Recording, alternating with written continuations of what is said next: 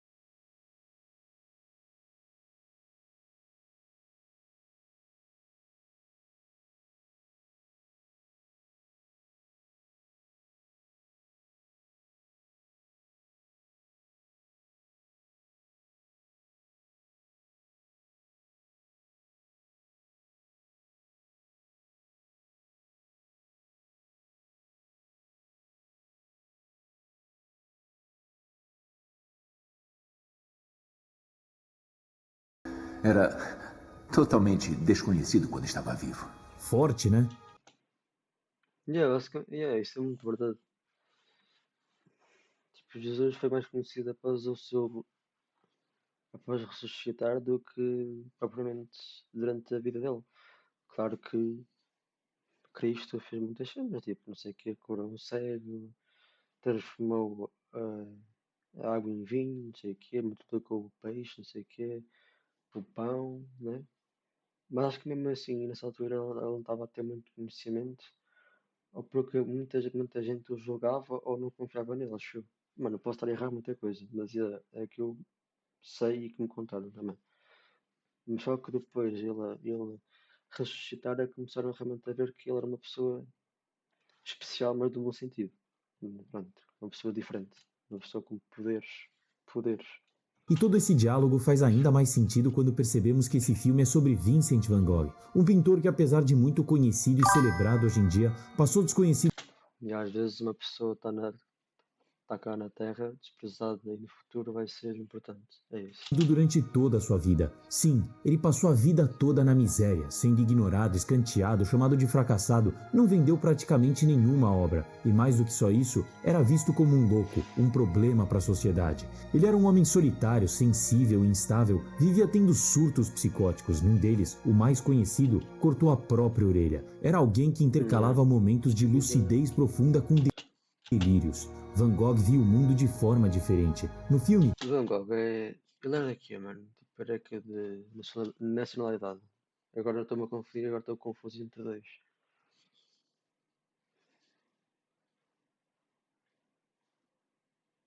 Russo? Não.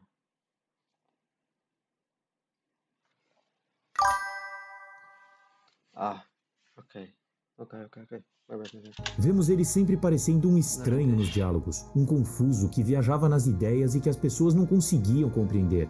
Suas pinturas eram uma forma dele se isolar, uma tentativa de colocar na tela o que sentia e como percebia o mundo, porque E ele, se não me engano, só ele fazia muitos autorretratos, né? Dele. palavras nunca foram suficientes. Tem alguma coisa dentro de mim, eu não sei o que é. Porque eu vejo, ninguém mais vê, e às vezes isso me aterroriza. Eu acho que estou perdendo a cabeça.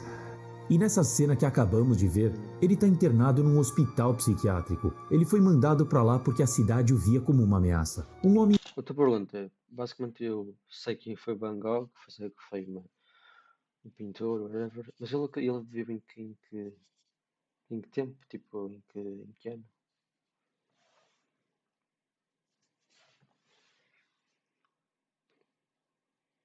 Que imagina, eu sei o básico, que ele foi um pintor. Basicamente sei que foi um pintor, mas não sei a história dele completa. Século XIX, ok. Lá para 1800 e pouco. Ok. 1800 e...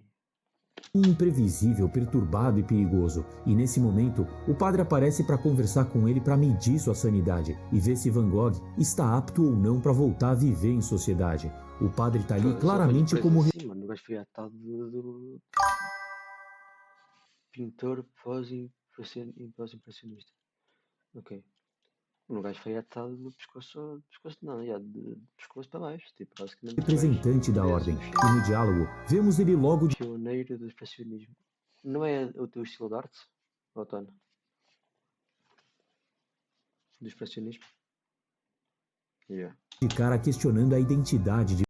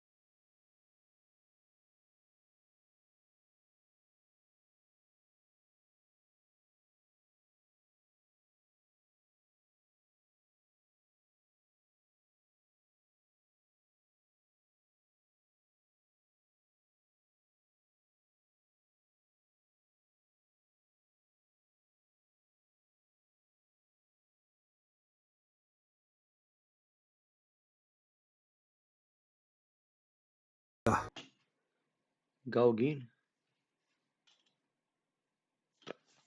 onde eles nunca ouviram falar de pintura, de escolas, onde eu posso criar uma nova visão, uma nova forma de pintar, bem longe de todos os sistemas e teorias. Liberdade total. Parece bom. para Van Gogh, a pintura Foi numa discussão com ele que aconteceu o caso da orelha. Entre estes dois pintores, tipo o Van Gogh e o Gauguin. Eu sei que ele não tinha dito que tinha tido uma crise qualquer e ele próprio arrancou a orelha. era uma forma de sobrevivência. Inclusive existem relatos Diz que uma crise psicótica. Gauguin, ok, Gauguin. Atos de que o pouco dinheiro que ele recebia do seu irmão para sobreviver muitas vezes era gasto com tintas ao invés de comida, porque para ele, pintar era uma questão de sobreviver, de botar para fora o que sentia. Tem até uma frase que diz: o oposto da depressão não é felicidade, é expressão. Introducing ClickUp Super Agents, the world's first AI agents that natively collaborate. Quando eu pinto, eu paro de pensar. E eu sinto. Arranca a orelha num surto depois da discussão e há boatos de que ele entregou a uma senhora aleatória. Normal. Normal. Normal, é. Que eu sou parte de tudo o que está fora e dentro de mim. Eu encontro alegria na tristeza. Ah, e eu também. Agora que eu estou a perceber, tipo, a cena de pintar dele era tipo sempre ao toque. Estava tipo meio que aquela textura, aquele relevo 3D. E a doença, às vezes, pode nos curar. Essa fala de outra cena explica bem isso. A cabeça dele era um lugar barulhento, caótico, cheio de dor, e pintar era a única forma de É o quê? Espastamento? silenciar isso tudo. Ele encontrava uma estranha Eu digo que, imagina, devia ser uma tinta mais grossa. E lá está, tipo, uma tinta mais grossa e depois era tipo por camadas, não sei, mas não é camadas em si, mas aquela cena dele de ter aquele. Não sei, mano, ele é que sabe. paz dentro da tristeza, como se ao encarar a dor de frente, ela perdesse um pouco da força. E quando ele dizia que a doença também pode curar, ele estava indo além. Era como se a própria instabilidade dele, os delírios, os surtos, fossem o que permitiam ele enxergar o mundo de um jeito que ninguém mais via. E aí eu fico me perguntando, será que ele entendia o mundo assim por causa do sofrimento ou sofria Cá para mim, este autor é uma reencarnação do Van Gogh. Eles são bem parecidos. justamente porque entendia o mundo demais? Talvez as duas coisas, mas independente da resposta, o que se sabe é que no fim, se ele não pintasse, aí sim ele enlouqueceria Olha ele. de vez. E na conversa com o padre, ele expõe tudo isso, abre seu coração, mas o padre só pensa em corrigi-lo, não tenta entender, só tenta adequar. É bem aquela frase Dizem sempre que no mundo há tipo. Quer dizer, acha comprovado que cada pessoa tem tipo uma pessoa que é idêntica a nós. Mas lá está, será que essa pessoa, supostamente dizem sempre que é uma pessoa igual a nós do mundo. Mas será que neste caso, por exemplo, este autor, desculpa, este ator que faz o papel de Van Gogh, será que ele seria o gêmeo ou a alma gêmea de Van Gogh, mas só apareceu muito tempo depois? Estás a ver? Estás a ver? O mundo que é tenta moldar-nos conforme ele quer, não como nós queremos. Entendi. Foda-se. que diz: A live é minha, não é tua? cuidado ao falar com sinceridade sobre suas vulnerabilidades e sentimentos, porque revelar a profundidade da sua dor é arriscar encontrar a indiferença do mundo. Nesse caso, Van Gogh encontra a rejeição, o julgamento do padre de que seu trabalho é feio e desagradável. Claramente não é uma crítica técnica, é uma crítica sobre a forma de Van Mas eu gosto deste tipo de artes assim. Gogh enxergar o mundo, como se ele dissesse: sua forma de ver o mundo está errada, você precisa ajeitar isso. Tanto é que depois de ouvir Van Gogh, o padre diz que ele está livre para ir embora, mas antes de sair, ele faz questão de Hã? Eu estou a ver, mas não estou a perceber porque nós disseste vai te foder ao padre. virar a pintura contra a parede, para que ninguém veja. Esse gesto diz tudo. É praticamente um você pode sair, mas o que você é, o que você faz, isso deve continuar escondido para conviver em sociedade. Como é que é possível um padre ser assim tão FDP? Literalmente, em vez de ser uma pessoa, mesmo que não goste, ter aquele papel de padre de que confiar e botar fé na pessoa, só retirar a fé da pessoa. Dizer a pessoa, né? Em vez de dar conselhos, não. Tira os conselhos e sempre foi muito conservador. Yeah. Você precisa usar uma máscara. O padre teme que a visão de mundo de Van Gogh possa atormentar os outros. Sua visão assusta, sua arte incomoda, e tudo o que incomoda precisa ser silenciado. Basicamente, estás a dizer que que ele incomoda, que as artes dele incomodam, tudo incomoda que gera à volta dele. E aqui entra outra questão importante. Por que Deus me daria esse dom para pintar coisas feias? Será que Deus errou ao dar esse dom? Será que Deus o amaldiçoou com um dom inútil, algo que só o afastou do mundo e fez com que ele nunca fosse valorizado por ninguém? É aí.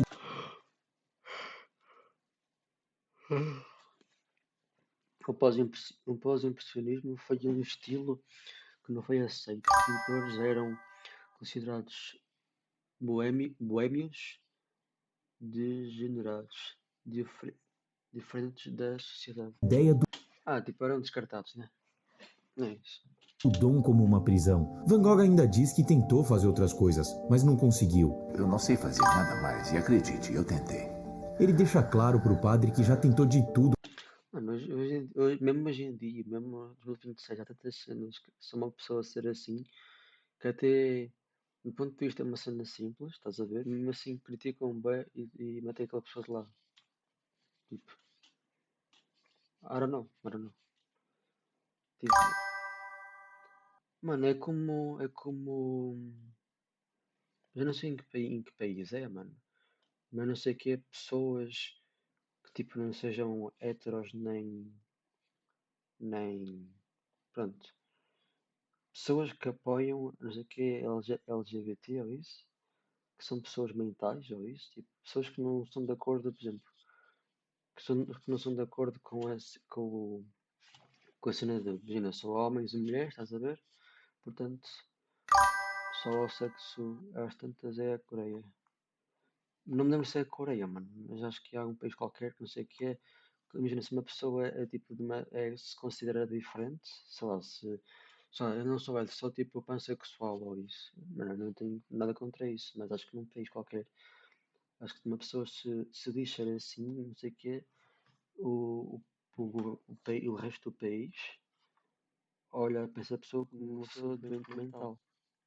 Para se adequar, para ser considerado normal e viver como os outros, mas ele tinha algo mais forte dentro dele que o impedia, algo que o condenava a viver como pintor. No Reino Unido, eu acho que não podes ser trans. Olha, então, como é que a pessoa vive então, no Reino Unido? Não vive?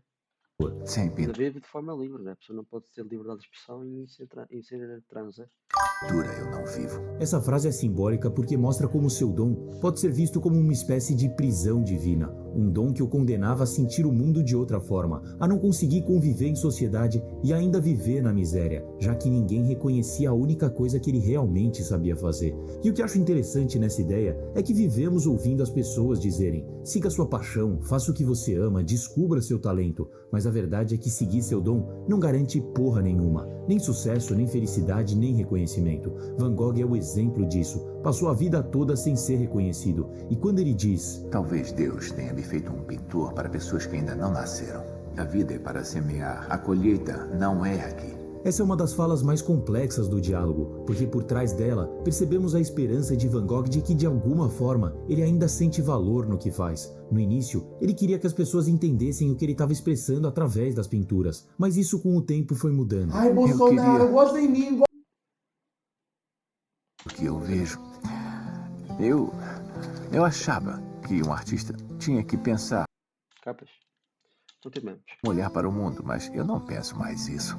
Agora eu só penso no meu relacionamento com a eternidade. Essa frase marca um ponto de virada na vida de Van Gogh. Ele deixa de pintar esperando ser entendido, deixa de tentar convencer as pessoas que sua visão tem valor e começa a pintar para manter viva a única coisa que ainda fazia sentido, o que ele sentia por dentro. E quando ele fala em eternidade, não está falando de céu, de religião, nem de viver para sempre. Ele está falando de um estado interno, um estado em que ele se sente parte de tudo, tanto do que está fora quanto do que pulsa dentro dele. No meio do caos que era sua vida, foi nisso que ele se agarrou. Quem me recomendou este vídeo foi o Grison. O Grison também, ele é... Diz tu a tua história, então vou tentar aqui expor a tua história, a tua vida, tipo, tu que vais dar aí um... Pronto, diz tu. Como está entre vós? Na arte, na fé que ele tinha em algo que ninguém podia ver, mas que ele sentia. Volte seu coração para longe das coisas visíveis. Vamos jogo, não prometo nada, mas jogamos. Mas quer dizer, agora? Ou tipo no outro dia qualquer, tipo no outro dia?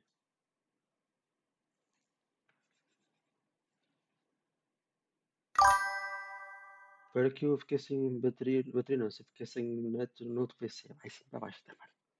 Tenho que comprar um secundário, muito secundário. Ele é o pioneiro do meu estilo de artes, basicamente. Basicamente o Byzantine Arts. Pronto, é E isso. vire-se Euler. para as coisas invisíveis. Mesmo quando diziam que seus quadros eram feios, mesmo sem vender nada, mesmo oscilando entre êxtase e desespero, ele continuava, porque ali, na pintura, ele se sentia inteiro. Era pintando que ele abria seu coração sem precisar explicar, sem ser corrigido, sem ser interrompido, o oposto do que acontece na conversa com o padre, onde ele também abre o coração, tenta expressar sua fé, mas tudo que recebe em troca são julgamentos, questionamentos e lições de moral.